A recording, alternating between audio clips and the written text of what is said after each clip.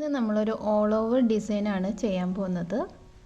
അപ്പോൾ അതിന് വേണ്ടിയിട്ടുള്ള ഒരു പാറ്റേൺ ആണ് ഇവിടെ വരച്ചിരിക്കുന്നത്.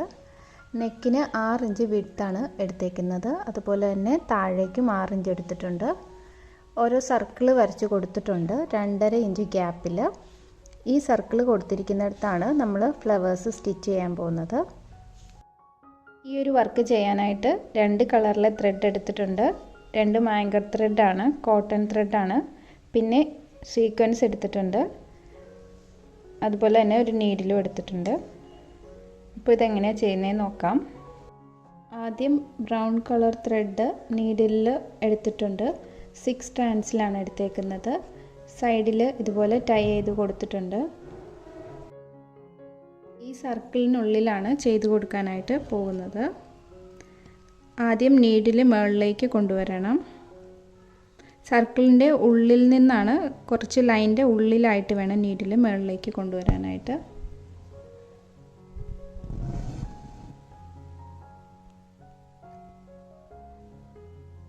ഇനി ഒരു സീക്വൻസ് നീഡിലിൻ്റെ ഉള്ളിലേക്ക് ഇട്ട് കൊടുക്കുകയാണ്.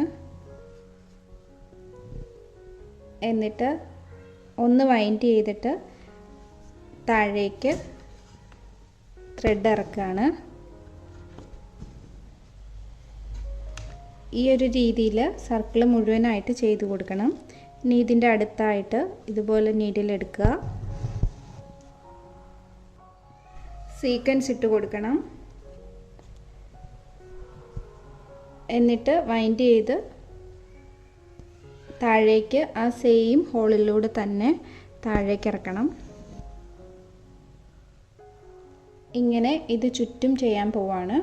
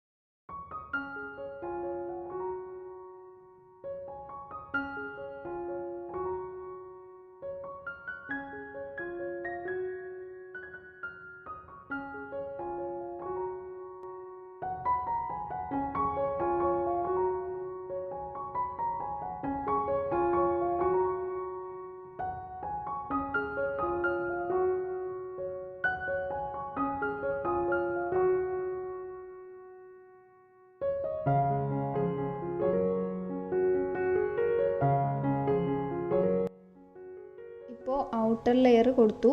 ഇനി ഇതുപോലെ തന്നെ ഉള്ളിലും ചെയ്ത് കൊടുക്കാനായിട്ട് പോവാണ്.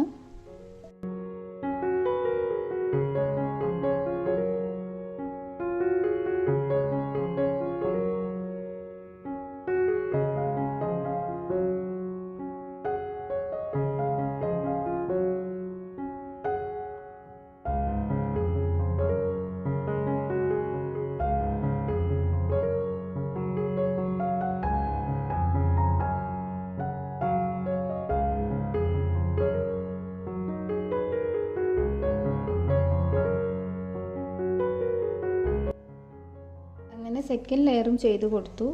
ഇനി ഇതിൻ്റെ ഇടയ്ക്ക് നടുക്കായിട്ട് കുറച്ച് ഗ്യാപ്പ് കിടപ്പുണ്ട്. അവിടെ ഇതുപോലെ ഫ്രഞ്ച് നോട്ട് ചെയ്ത് കൊടുക്കുകയാണ്.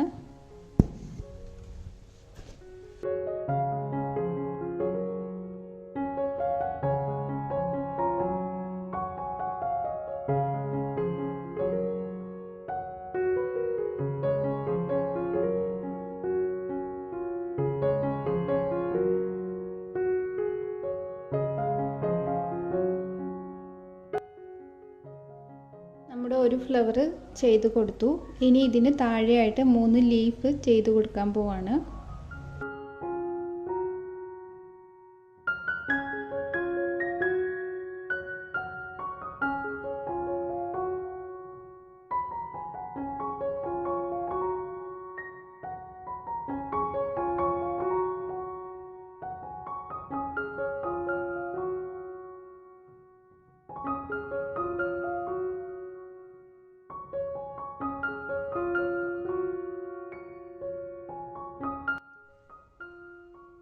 ലീഫിന് വേറൊരു കളർ ത്രെഡ് എടുത്തിട്ടുണ്ട്.